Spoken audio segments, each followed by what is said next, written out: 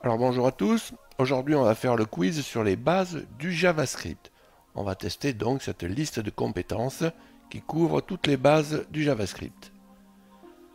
Alors, on va démarrer. Alors, on va commencer par la compétence implanter le code. Dans un code HTML, je veux charger la librairie jQuery. Où est-ce que je dois mettre le code? Alors je dois le mettre juste avant la balise fermante de l'élément HTML body. J'ai un petit script JavaScript d'une régie publicitaire à implanter dans mon code. Où est-ce que je peux mettre ce code? Je peux le mettre pratiquement n'importe où dans le code. On passe à la compétence les variables. Faut-il impérativement déclarer une variable avant de l'utiliser? La réponse c'est oui. Alors depuis la version 6 de la norme, on utilise le mot réservé let pour déclarer une variable. On peut aussi déclarer une constante avec le mot réservé const. Alors quelle est la valeur de la variable var x, console log de x? Elle n'est pas initialisée, donc elle est undefined. Alors ce test d'égalité en valeur et en type est-il valide? Je fais un x avec un triple égal à undefined. Alors oui, il est valide car undefined est une valeur particulière et aussi un type. Autre cas de figure, je fais un test if typeof de x triple égal la chaîne de caractères undefined. Est-ce que le console log est exécuté? Alors oui, le console log sera exécuté car typeof renvoie une chaîne de caractères qui sera ici undefined en l'occurrence. Alors ici, que va afficher le console log? Je fais var x égale 1, donc un entier. Je fais un console log du typeof de x et il va me renvoyer number car en JavaScript, les entiers sont des numbers. Maintenant, que va afficher le console log? Je fais un var x égale à 10.5, donc un flottant. Je fais un typeof de x et il va me renvoyer quoi? Il va me renvoyer number car les flottants sont des numbers en JavaScript. Il n'y a pas de différence entre entier et flottant en JavaScript. Ici, j'initialise var x égale true et je veux savoir ce que va me retourner le typeof de x. Eh bien, il va me retourner booléen, puisque là, on a affaire à une variable booléenne. Alors, que va afficher le console log? Donc, var x égale function, une fonction vide, je fais un typeof de x. Alors, il va me renvoyer function.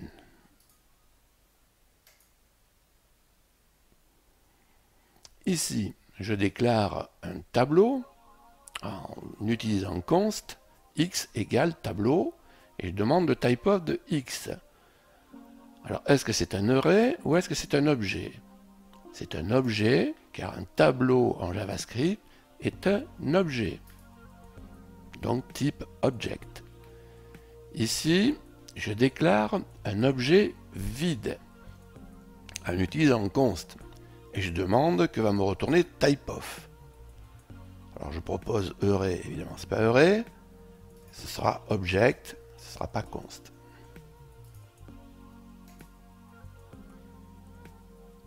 Alors, que va afficher le console log? Je fais un let ici, let x égale la chaîne hello, et je demande le typeof de x, et il va me renvoyer string.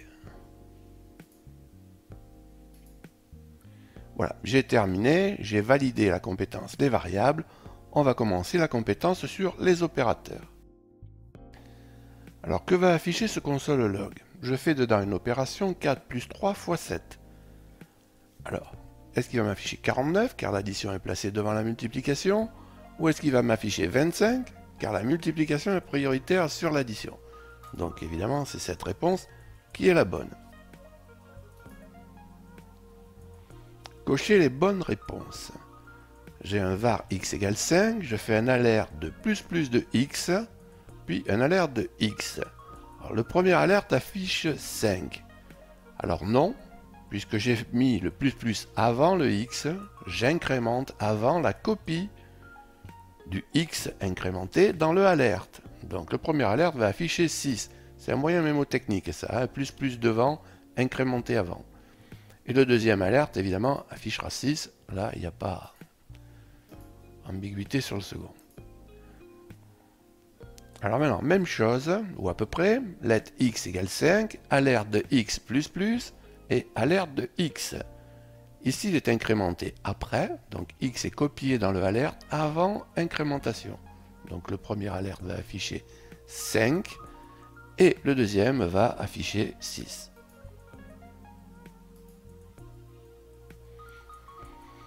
Alors ici, j'ai un opérateur triple égal. X triple égal Y. Alors les variables X et Y sont égales et de même type.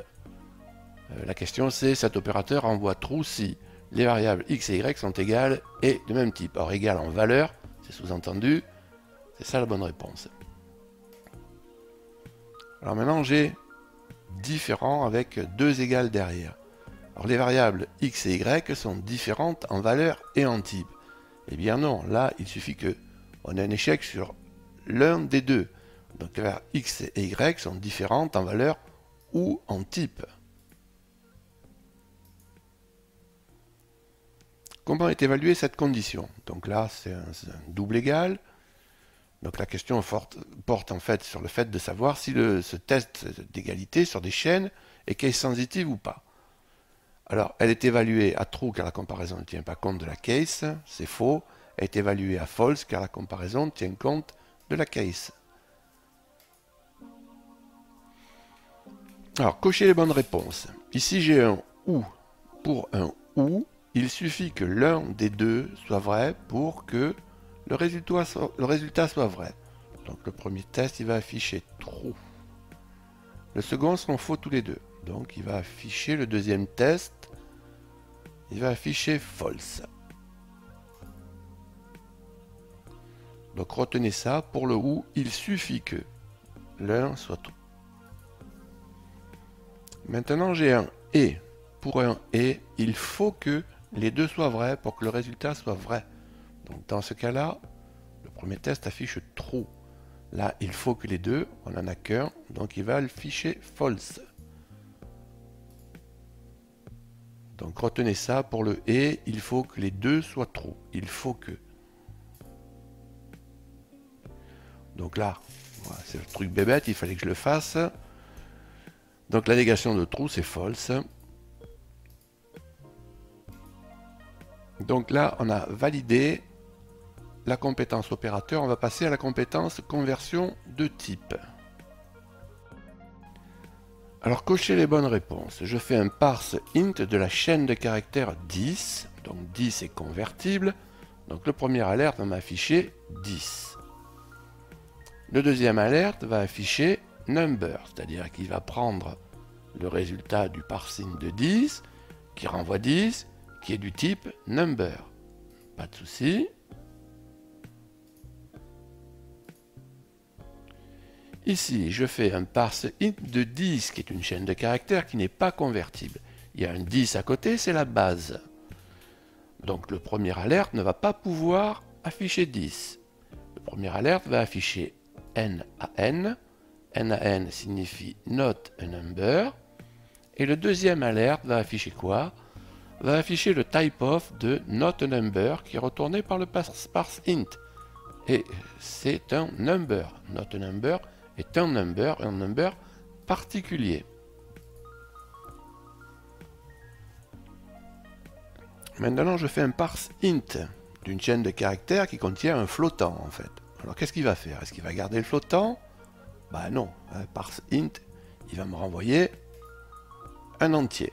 Alors affiche not AI, not an integer, ça c'est un piège débile que j'ai mis en place moi.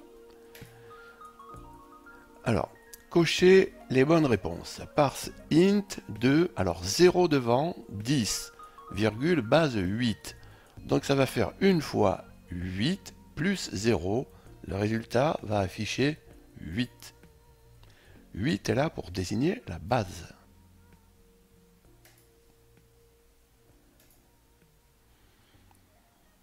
cocher les bonnes réponses, je fais un parse int de 0xe en base 16. Donc on est en hexa.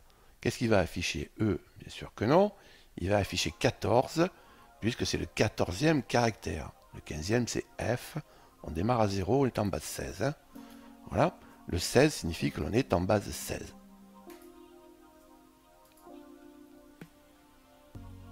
Alors, cocher les bonnes réponses. Parse float. Là, j'ai un float 1023 entre simple cote. Donc, il va m'afficher 1023. Là, il va regarder le type de ce qui est retourné. Eh bien, c'est un number. D'accord, c'est pas un float. Le troisième, là, c'est une notation scientifique. Donc, moins 10,23 e puissance 2, ça fait moins 1023. Donc, il va afficher 1023, le troisième.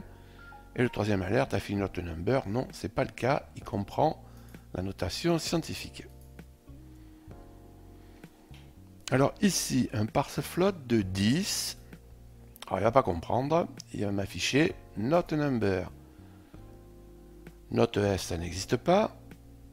Le deuxième alerte affiche number. Oui, parce que not number, encore une fois, je l'ai déjà dit, mais c'est un number. Le deuxième alerte affiche float. Ça n'existe pas. Alors, parse float de infinity. Alors, infinity, le premier alerte affiche le number infinity, oui. Le premier alerte affiche le string infinity, non, c'est pas un string, c'est un number. Le deuxième alerte affiche number, là, donc c'est le type of cette fois. Donc le deuxième va afficher number. Donc c'est un number particulier comme NaN, hein, infinity. Cocher les bonnes réponses. Parse float de 10. Donc là on lui présente un entier, on lui demande de parser un float. Qu'est-ce qu'il affiche? Ben, le number 10. Not float, piège débile. Donc là on a terminé la compétence conversion de type. On va attaquer les tests conditionnels. Alors cocher les bonnes réponses. If true, c'est true et ça me plaît. Le premier alerte est exécuté, le deuxième alerte est exécuté. Bon, ça c'est pour rappel. Hein. Cocher les bonnes réponses. If false, alerte. Bon, ben, si c'est false, je ne fais pas ce alerte. Attention, je ne me laisse pas piéger, il n'y a pas d'accolade. Il y a un défaut d'indentation, mais ça peut arriver. Hein. Donc le premier alerte est exécuté, non. Le deuxième alerte est exécuté, oui.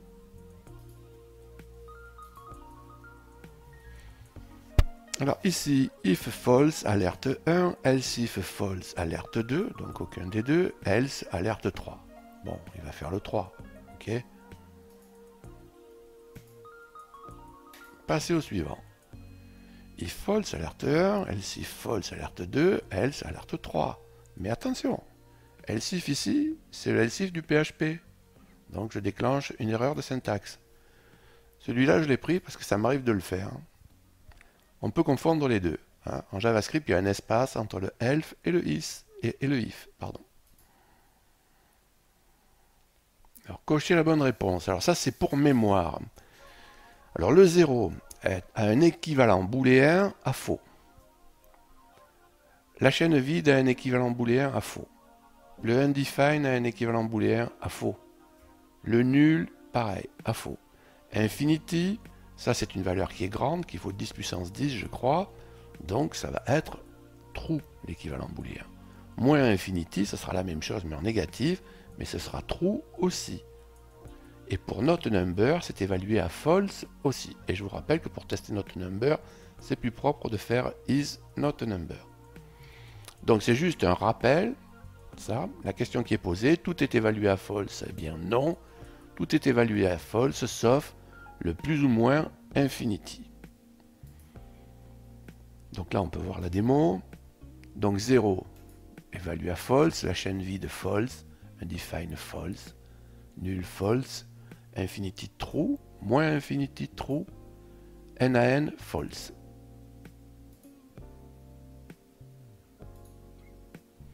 Donc on a terminé avec test conditionnel, on passe à l'opérateur ternaire. Var condition égale true. Donc la condition ici est true.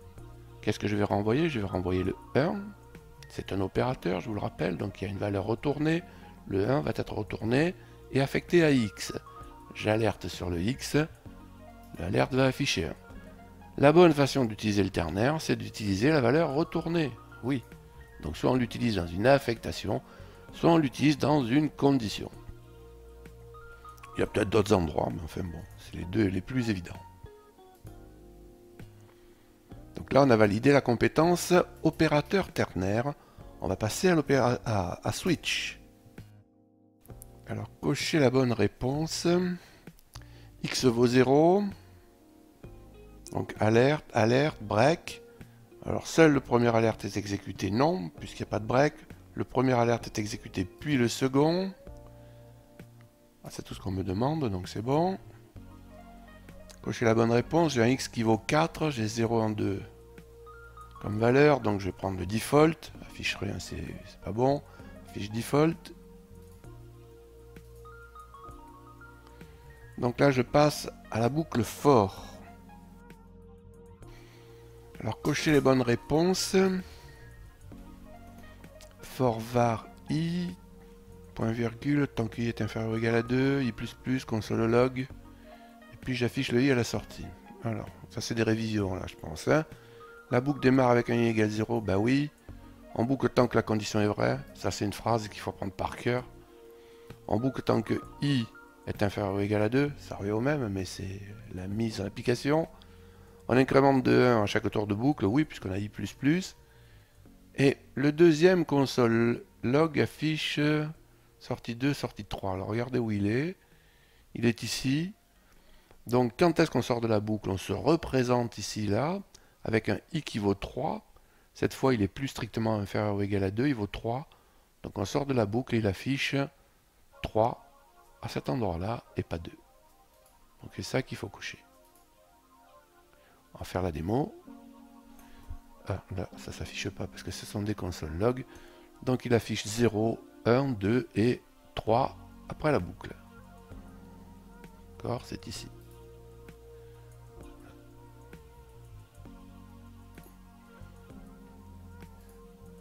Alors, passer au test suivant. Alors, on dirait que c'est la même chose. For let i égale 0. Voilà. Sauf que là, j'ai mis un let. Alors, la boucle démarre avec un i égale 0, pas de souci. On boucle tant que la condition est vraie. Là, je martèle. Hein. On boucle tant que i est inférieur ou égal à 2. On incrémente de 1 à chaque tour de boucle. Alors maintenant, la question qu'on va se poser, c'est que va valoir i à cet endroit-là? Donc, on la déclare avec let. Let limite la portée de i au bloc. Donc, à la sortie du bloc, i est inconnu, n'est pas déclaré. Donc, qu'est-ce qui va se passer? On va déclencher un not define, une erreur, car i n'est pas défini. Donc, la démo. Et vous voyez qu'on affiche 0, 1, 2, et après, à la sortie, eh bien, on plante sur le console log où il y a le commentaire sorti devant.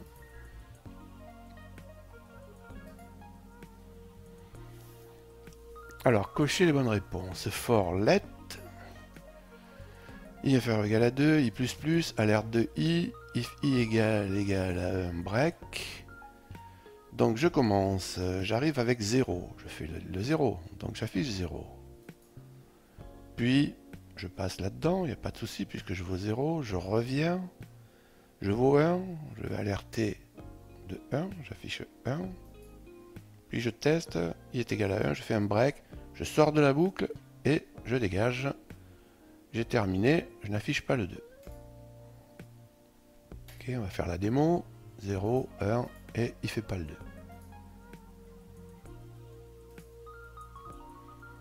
Alors qu'est-ce que j'ai ici?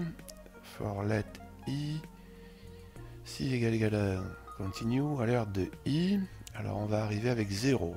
On va passer ce test, ce if, on va alerter sur 0, donc on va afficher 0. D'accord? Donc on revient là, on vaut 1, on continue. Donc on saute la boucle, on ne fait pas l'alerte derrière. On revient, il vaut 2, on passe le test et on affiche 2. Donc on va afficher 0, puis 2. On va tester, on affiche bien 0, puis 2.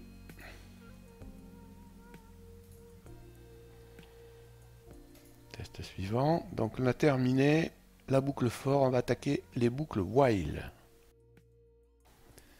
Alors cochez les bonnes réponses. Var i égale 0, while i inférieur ou égal à 2, alerte de i égale i plus 1.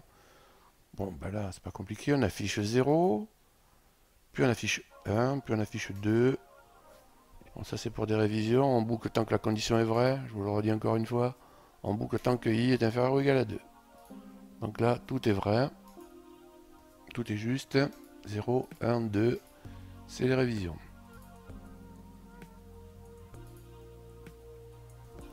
Alors ici, je commence avec un i égale 0, je fais un alerte sur la valeur 0, j'affiche 0. Je passe le test, j'incrémente, je reviens avec i égale 1, j'affiche 1. Sur le test ici, je sors true, je break et j'affiche plus rien. Donc il faut quand même que je coche là. Donc, voir la démo, j'affiche 0 puis 1 et puis après je sors de la boucle. Ici, alors c'est le cas du continue. Alors j'arrive avec un i égale 0, donc je passe cela, j'alerte sur le 0. I++, donc je passe à 1.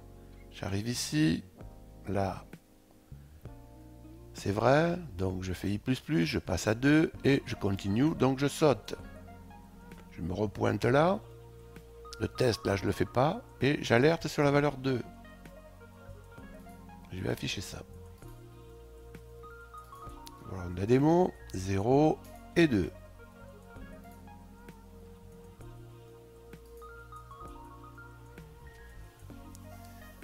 Alors ça c'est un do while. Alors juste pour le principe, donc j'ai 0 ici, je fais un alerte de i++, donc j'incrémente après, mon alerte va afficher 0.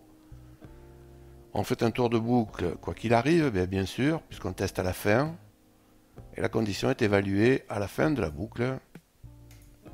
Ça c'est à cocher aussi, donc là on va pas voir grand chose. On va juste afficher 0. Donc on a validé la compétence, les boucles while, on va faire maintenant les fonctions. Alors cocher les bonnes réponses. J'ai une déclaration de fonction, la fonction incrémentation. J'ai un paramètre de déclaration. Dedans, je fais un return de index plus 1. Je fais var i égale 0. Et j'appelle la fonction incrémentation en lui passant i qui vaut 0. Et j'alerte. Donc la fonction incrémentation prend en paramètre d'appel la variable i. Bah oui. La fonction alerte est une fonction native. Ça, c'est un rappel fourni par JavaScript. La fonction alerte prend en paramètre d'appel la valeur retournée par incrémentation. Hein. D'accord? Donc c'est le return ici qui est passé à alerte. Ça c'est vrai. Et la valeur affichée sera donc de 1. Donc tout est juste là. C'est des révisions. La valeur affichée est de 1.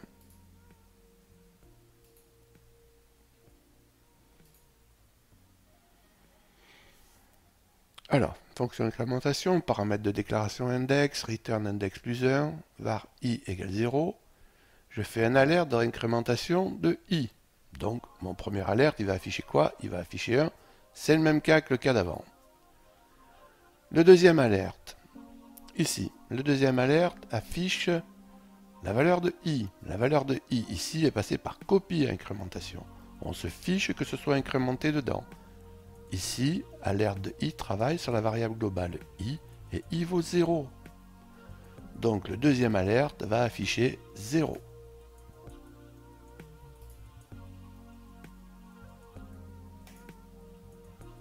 Premier 1, deuxième 0.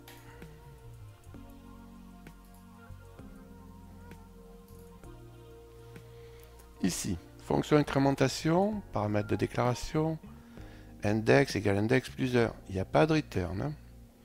Var index égale 0. Je fais incrémentation, le return de mon fiche, je ne m'en sers pas. De index, et je fais un alerte de index. Alors, quand je fais un alerte de index, ça va porter sur quoi? Ça va porter sur la variable globale index ici, qui vaut 0. Donc là, le alerte va afficher 0. voir la démo. Alors c'est important tous ces cas parce que c'est des cas qui gênent au début ça, quand on programme. Hein. Et ça se présente assez souvent. Fonction incrémentation. Ici, pas de paramètre de déclaration. Je fais dedans un index égale index plus 1. Je ne déclare pas ma variable ici. En dehors, je déclare var index égale 0. J'appelle incrémentation.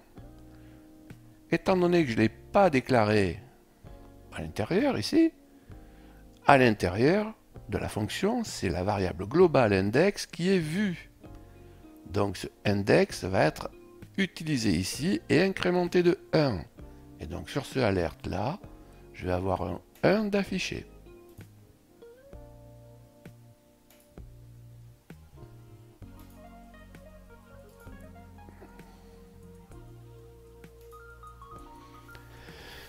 Alors encore en cas de figure, fonction incrémentation.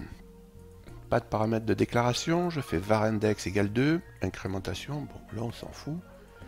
Console log de index, oui mais index, quel index? Celui-là, il est local à la fonction. Donc là, qu'est-ce qui se passe? Erreur, not defined. Pourquoi ça marche pas? Ah ben oui, il faut faire un CTRL-I. Voilà, donc là il me déclenche une erreur, car il n'est pas défini.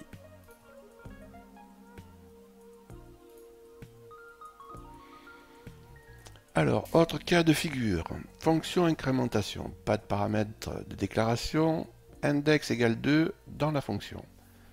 Il n'y a pas de var devant, je fais incrémentation. Et je fais un console log de index. Donc là, c'est le gros piège. Étant donné que j'ai pas mis de var devant, je l'ai oublié, ici, il a pris ça pour une déclaration de variable globale. Et le index ici, au moment de l'appel incrémentation, est affecté à 2. Donc au moment où il l'affiche, eh bien il vaut 2.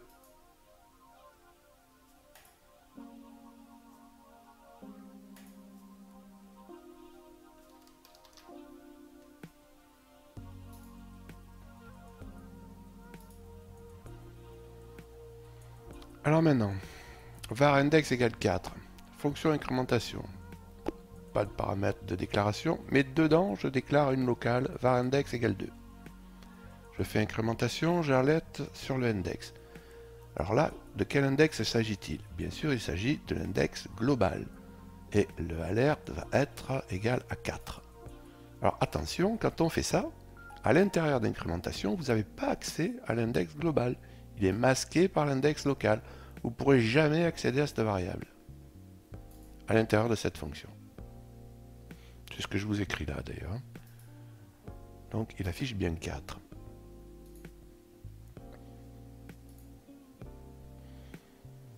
Alors là, on passe donc aux fonctions anonymes. Donc cette fonction ne porte pas de nom, c'est une fonction anonyme. Oui, on affecte la déclaration de la fonction à une variable. Oui, vous voyez, regardez ici, on fait un function ici, là, tac. On lui affecte une fonction à cette variable. On pourrait tout écrire sur la même ligne. Hein, et ici, il faut un point virgule. Donc on affecte la déclaration de la fonction à une variable. Pour appeler la fonction ici, on met des parenthèses, on écrit la fonction et on met des parenthèses derrière. On dit qu'on l'invoque. Donc là, on veut juste afficher hello.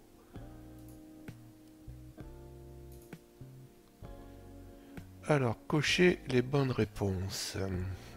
On va ajouter function a,b return a plus b.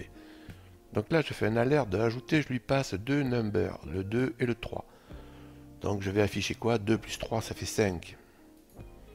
Là, je vais ajouter des caractères 2 et 3. Donc là, il n'y a pas de conversion implicite. Je n'en ai jamais parlé d'ailleurs, parce que moi, je ne me sers pas de ça, de ces règles-là. Je contrôle toujours mes types. Donc ajouter les caractères 2 et 3, qu'est-ce qu'il va afficher? Le deuxième alerte, il va afficher 23. Le troisième alerte va afficher number. Non, il me fait un type-of de ajouter qui va retourner une chaîne de caractères. Donc le troisième alerte, il va afficher string.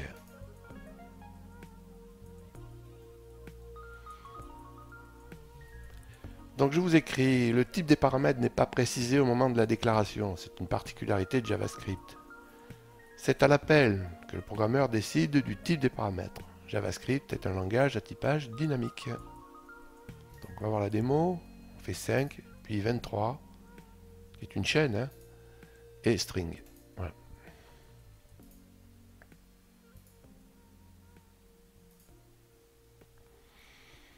Quelle valeur va afficher alerte? Alors, j'ai là un objet. Bon, mais bon, on a fait les objets, hein, puisqu'on a fait tous les tutos là. Hein. Donc, je déclare un objet, classe article, constructeur. Donc, ici, 3 propriétés. Puis là, une méthode. Donc, j'utilise pas function pour la méthode. Bon, mais ça, on reverra après. Là, je prends une instance, new article. J'écris une fonction, fonction modifiée. Je passe en paramètre de déclaration une instance. Et je demande à modifier une instance .prix égale 20. Donc je vous ai toujours dit, on copie la variable dans le paramètre d'appel. On passe le paramètre d'appel par copie. Donc on va copier une instance. Mais là, on va l'appeler avec article qui est un pointeur. Donc étant donné que c'est un pointeur, on va pouvoir accéder au prior tax. Et donc la réponse, ça va être 20. Alors il y a tout un schéma dans le tuto, c'est très bien expliqué, je ne vais pas refaire l'explication ici. Au mieux un schéma, c'est plus simple.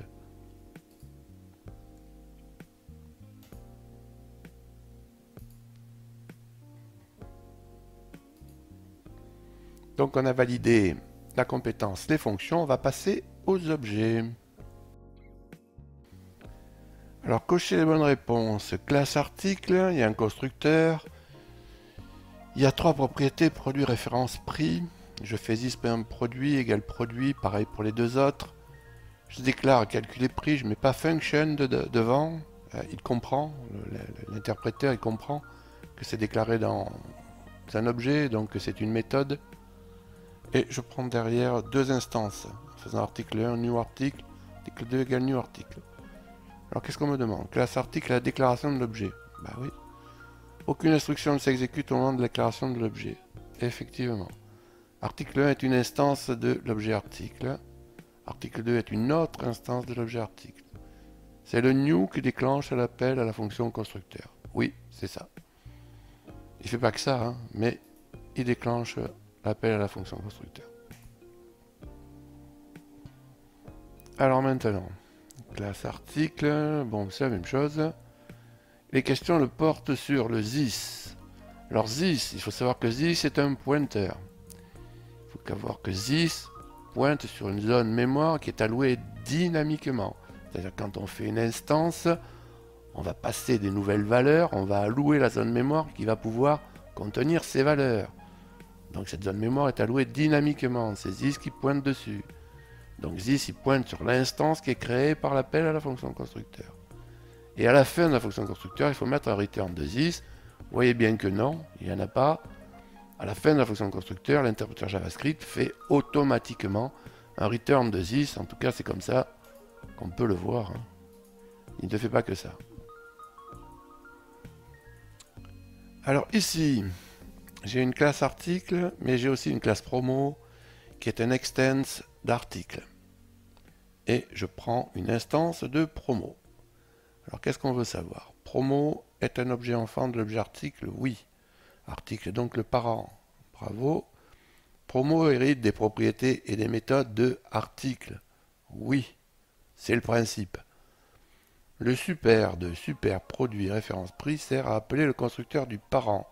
Alors il est ici, ce super là. Vous voyez, il est dans le constructeur de l'enfant et il appelle le constructeur du parent. Et évidemment, il faut lui mettre les propriétés du parent. Et celles de l'enfant, on la travaille séparément. Donc, il faut cocher ça, je pense. Le super de super sert à appeler, ouais, c'est ça. Et le super de super.calculer prix TTC sert à appeler une méthode du parent. Alors là, oui, voyez, on l'appelle ici. La méthode, elle est là, dans le parent. On l'appelle pas avec this, on l'appelle avec super. Et vous voyez, on appelle remise ici avec this, parce que this, c'est celle de l'enfant. C'est la remise de la promotion.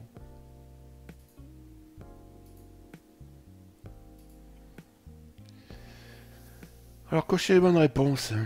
var article. Donc là, j'utilise les accolades pour déclarer un objet vide. Et article.produit égale sac à dos, j'ajoute la propriété produit de manière dynamique. Oui, c'est ce que je suis en train de faire. Hein. Il est vide, j'ajoute une propriété, c'est dynamique. Après, j'en fais deux autres derrière, et puis je vais faire delete de article référence. Donc là, je vais supprimer la propriété référence de manière dynamique toujours. Donc je vais voir la démo. On voit rien, donc on fait CTRL-I. Et qu'est-ce qui reste dans l'objet? Eh bien, les trois, sauf référence. Hein. Puisque j'ai fait un delete dessus. Alors, à quoi correspond la propriété underscore proto underscore d'un objet? Donc là, c'est toutes les choses qu'il faut savoir. Alors, c'est un pointeur vers un objet prototype qui contient les méthodes qui sont partagées entre les instances. Bon, ça, je l'ai dit, j'ai fait des schémas. Hein. Bon. Un objet prototype contient lui aussi un objet proto qui pointe vers l'objet prototype d'un objet parent. Oui, c'est le principe. Les objets prototypes sont chaînés entre eux jusqu'au prototype de l'objet de constructeur object qui est le parent de tous les objets. C'est le principe de la chaîne des prototypes. Lorsque vous faites appel à une méthode de l'objet, d'un objet, l'interpréteur JavaScript regarde s'il la trouve dans l'objet prototype de cet objet. S'il ne la trouve pas, il va chercher dans le parent. S'il ne la trouve pas, il continue à remonter dans la chaîne des prototypes jusqu'au prototype de l'objet, de object, si nécessaire. Alors, je pourrais me rajouter qu'il regarde d'abord s'il la trouve dans l'instance. Hein. Bon, je vais quand même la cocher bonne, hein, la méthode. Vous pourrez trouver la méthode dans l'instance, avant qu'elle soit dans le prototype.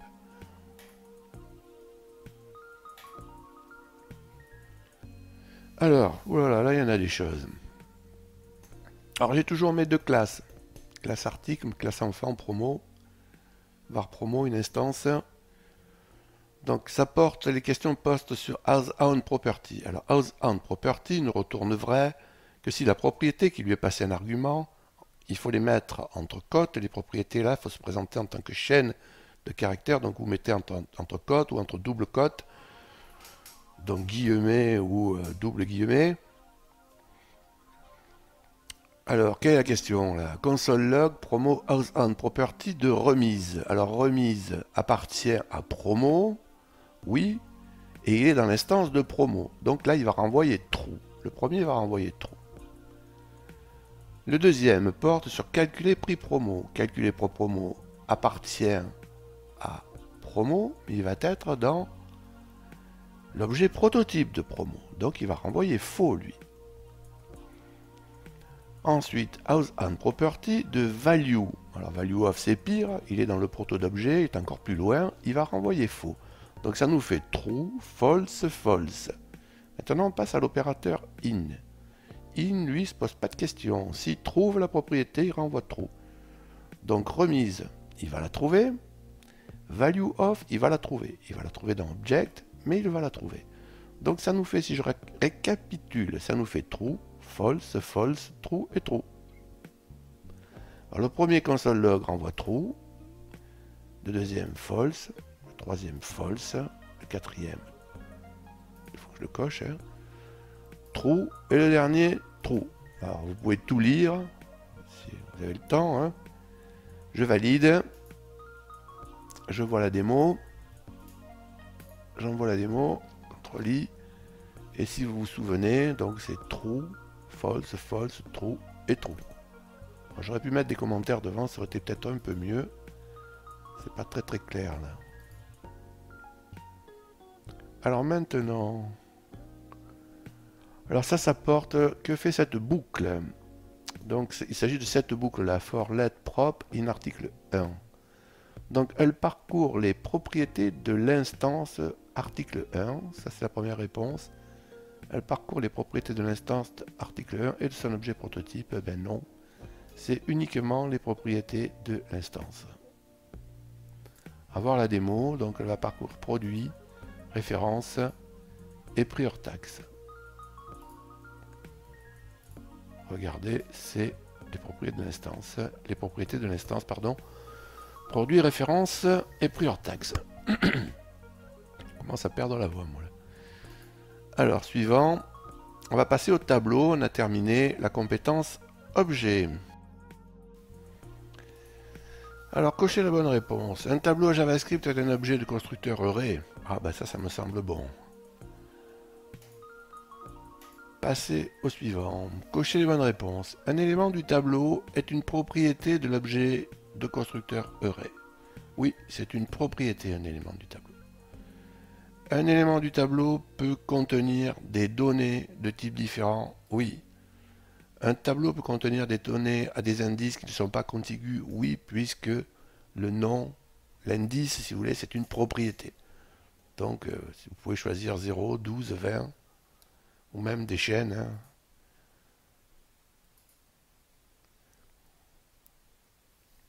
Que va afficher le alert? Let. Alors, index of jaune. Index of jaune, ça va renvoyer l'index de cet élément-là. Donc, ça va renvoyer 1. On peut voir la démo. Il nous renvoie 1. Passer au suivant.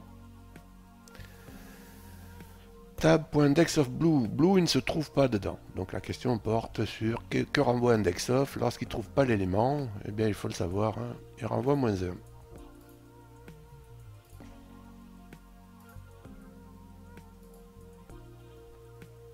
Passer au test suivant. Let tab rouge, jaune, vert. Je fais un push de blue. Alors le push ajoute un élément à la fin. Je vais alerter le tab, donc je vais me retrouver avec rouge, jaune, vert, bleu. C'est bien ça, rouge, jaune, vert, bleu. Voir la démo, c'est ça. Passer au test suivant. Donc là, il s'agit du unshift. Unshift de blue, ça va ajouter au début du tableau. Donc je vais me retrouver avec blue, rouge, jaune, vert. Blue, rouge, jaune, vert.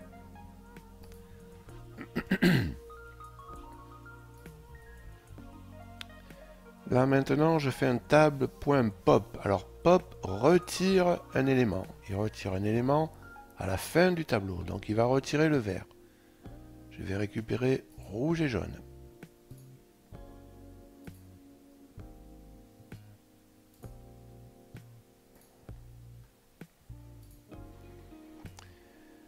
Alors maintenant, Shift retire un élément au début du tableau. Donc je vais me retrouver avec jaune et vert.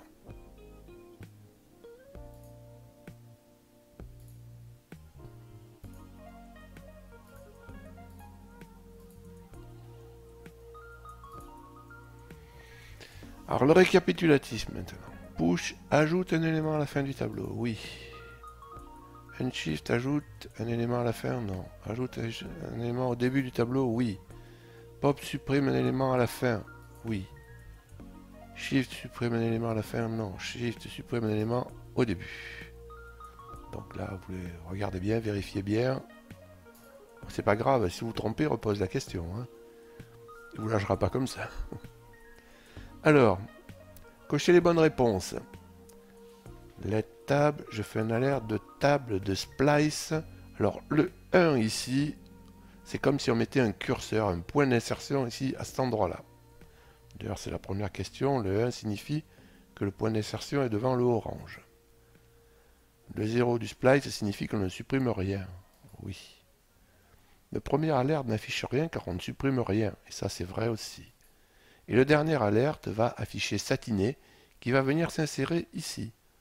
Donc rouge, orange, rouge, satiné, orange, jaune. Donc ça, c'est des révisions. D'accord? Donc là, il ne retourne rien, c'est le premier alerte, parce qu'on ne supprime rien. Et là, c'est la bonne réponse de l'insertion. Alors maintenant, on est à peu près dans la même configuration. On a le 1 ici qui est là. Donc, c'est le point d'insertion. 2 du splice signifie qu'on supprime 2 éléments. Le premier alerte va afficher orange-jaune. Oui, puisqu'il va afficher ces 2 éléments supprimés. et le deuxième alerte, pardon, oui, donc le premier et le deuxième, il va afficher rouge, satiné vert.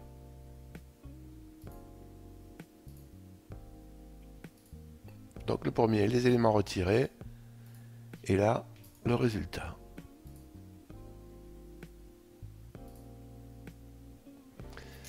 Alors, quelle méthode permet de récupérer un tableau trié? Donc là, si vous avez l'onglet, ben, sort, évidemment, vous ne cherchez pas. Hein. Alors, c'est juste pour connaître les noms des méthodes. Après, vous prenez la doc, MDN, sort, JavaScript, et vous tapez directement dedans. Hein. Quelle méthode permet de reconstituer une chaîne de caractères éventuellement séparée par une sous-chaîne à partir d'un tableau de chaîne? Ben, il n'y en a qu'une qui retourne une chaîne, c'est celle-là. Hein. Donc, c'est le join. Quelle méthode permet de concaténer plusieurs tableaux? Concat. Je l'ai fait ça vraiment par acquis de conscience. Quelle méthode permet d'inverser? Tab reverse.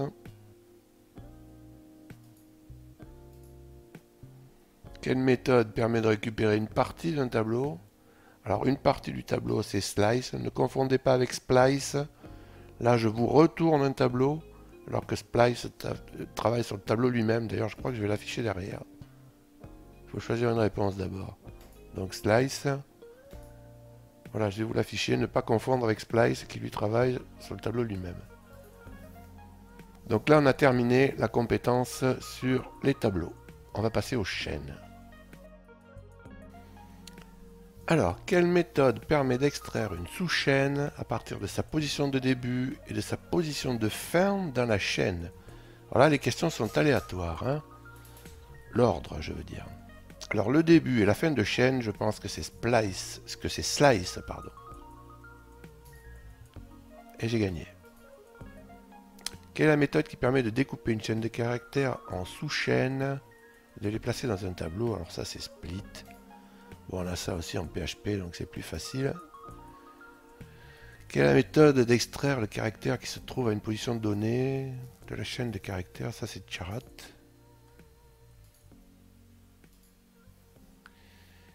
Quelle est la méthode qui permet de rechercher la position d'une sous-chaîne dans une chaîne? Position d'une sous-chaîne dans une chaîne, c'est index_of.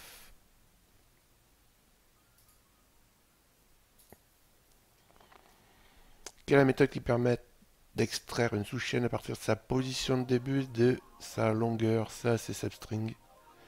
Substr, substring, je pense, la nouvelle. Voilà, le quiz est terminé. Ben écoutez, je suis un peu épuisé. Hein. Alors ce tutoriel est terminé, je vous remercie de m'avoir écouté. Alors si vous êtes capable de répondre à toutes ces questions, eh bien vous pouvez quand même un petit peu voyager, vous avez quand même acquis une compétence. Alors comme d'habitude, si vous avez apprécié ce tutoriel, un petit coup de pouce vers le haut est toujours le bienvenu. Je vous rappelle que vous avez la possibilité de vous abonner à cette chaîne.